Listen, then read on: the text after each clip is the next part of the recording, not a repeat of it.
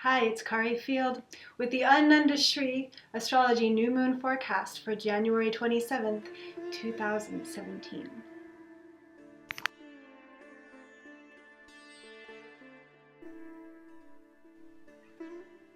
It's the first new moon of 2017. How are you feeling? There's a lot of shifts right now astrologically. In Vedic astrology, a couple major shifts of planets happening right around this new moon.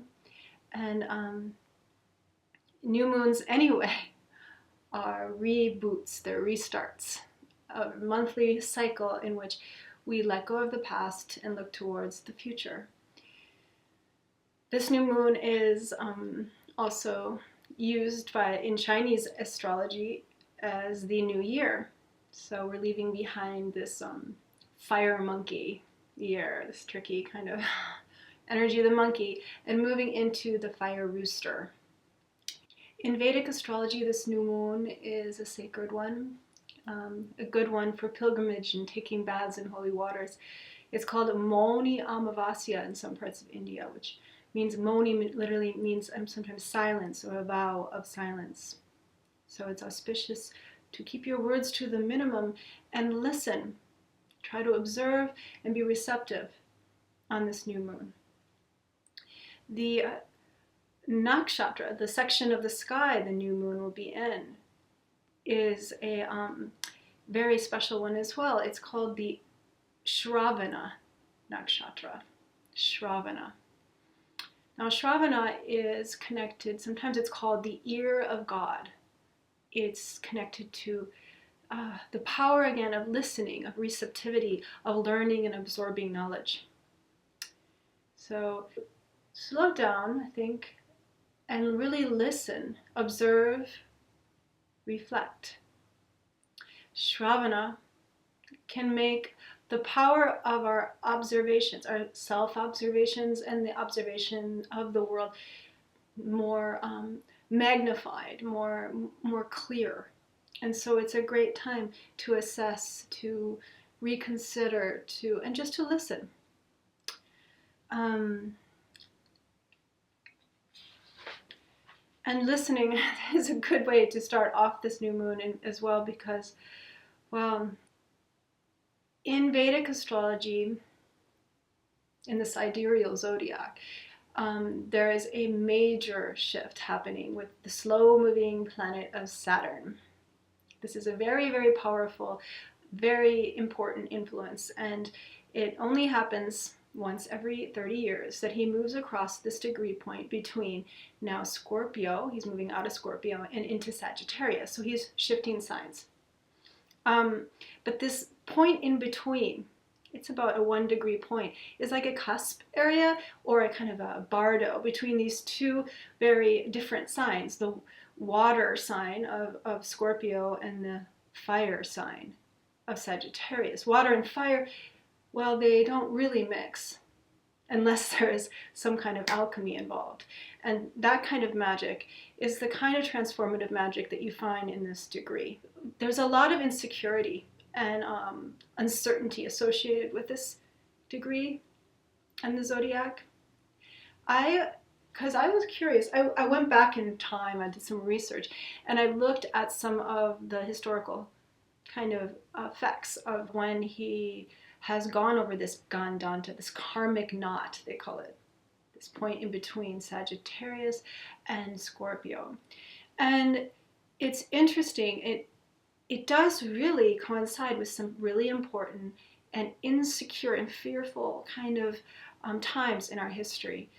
The crash of Black Monday on October 19th, 1987 was when Saturn was about to cross this Gandanta. Also, Reagan and Gorbachev had a summit in which they signed a peace agreement for mid-range missiles that was very important right as Saturn crossed over this Gandanta. So there's also this hope, or maybe it's a reaction against the insecurity, a way of trying to heal and bring light and understanding in a newer and more profound way back into the system.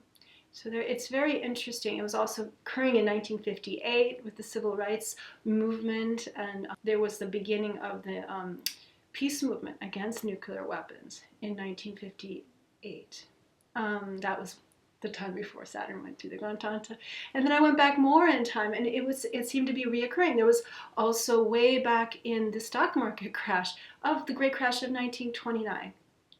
You also find the Saturn there on the Gandanta, leading up to it a great deal of fear, insecurity, instability as well.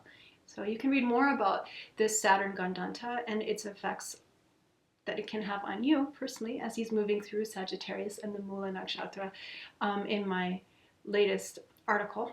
I wrote a little horoscope so for individual signs, so do check that out. And yeah, on the other side of this new moon, and I wanted to mention this as well, just to see the bright side of all of this, is that on this day, just a few hours before the new moon, Venus is going to enter into sidereal Pisces, which is a fabulous place for Venus. She's exalted there. She taps into some really deep, spiritual, and compassionate love that can really spark up some romances, I think, in this time. There's going to be a retrograde pattern, so she's going to spend 4 months there.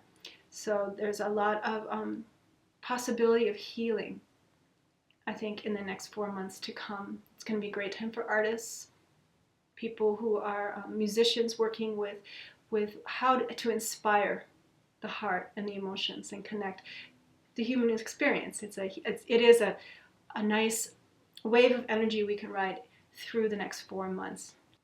This new moon is connected also to Vishnu, the preserver, the great preserver, the stabilizer of the world.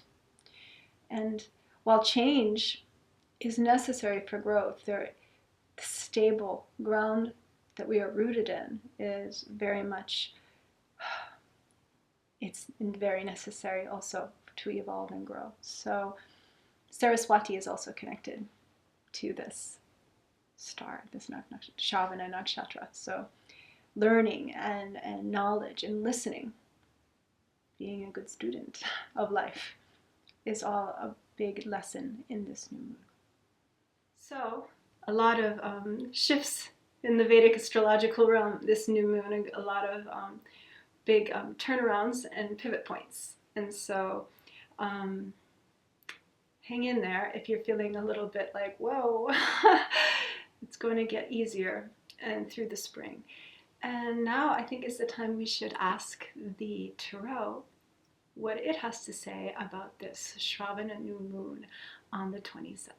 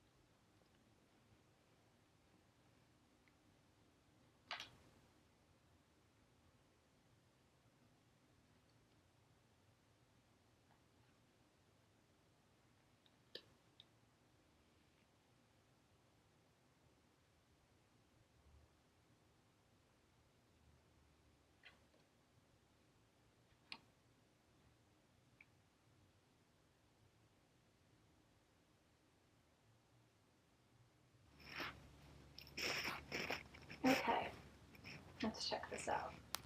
So, the first card that came up is the Four of Wands.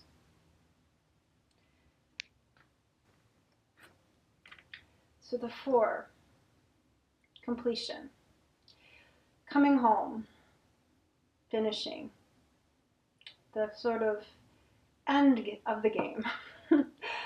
And also a sort of kind of coming into a new level. So there is a lot about the end of this year still happening in the beginning. It is like an inauguration as well. It really reflects a lot of the new beginnings happening politically in the United States and the repercussions around the world as well. Now here, it's interesting. We have the eight of coins, and another eight, two of them next to each other. This one is a slow, grounded energy of the coins, and this is a fire, the opposite of moving quick. So these two together make a real kind of paradox, a sense of tension. The eight of coins also reminds us to slow it down, that nothing can really be done that quickly that will actually last. So fast change may feel very strong, but the long-lasting repercussions may not be the same as the kind of change that starts from the roots, from the grassroots level, from within, from the work we do on the ground. So this eight is a sort of, slow down. Well, this eight speaks of quick change, sudden occurrences, and sometimes unexpected. So interestingly too, these two eights, eight is a number of Saturn. So I think this is really talking about Saturn's shift from the past and into the future. And it may feel even abrupt. It may feel very uncomfortable and uncertain. But there is also a promise here that what is truly, truly lasting is not what happens quickly. Not always. So here, let's check it out. We've come to a new phase. The end has come and a new beginning has already started.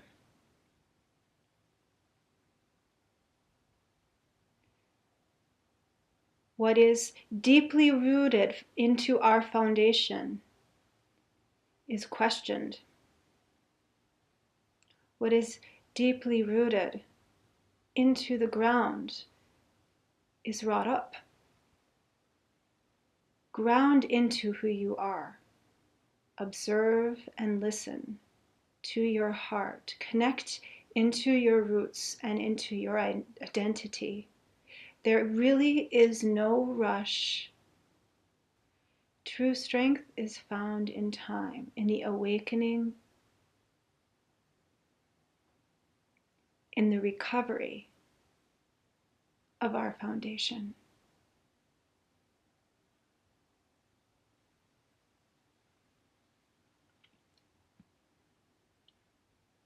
Okay. Thank you for listening to the Anandashri Astrology New Moon Forecast. And take care of yourself. These are transitional times. Be sure, if you like my forecast, to share it or like it or subscribe to my channel. You can get on my free newsletter and check out my website. I offer one-on-one astrology, Vedic astrology, and tarot readings. And do join me for the next full moon.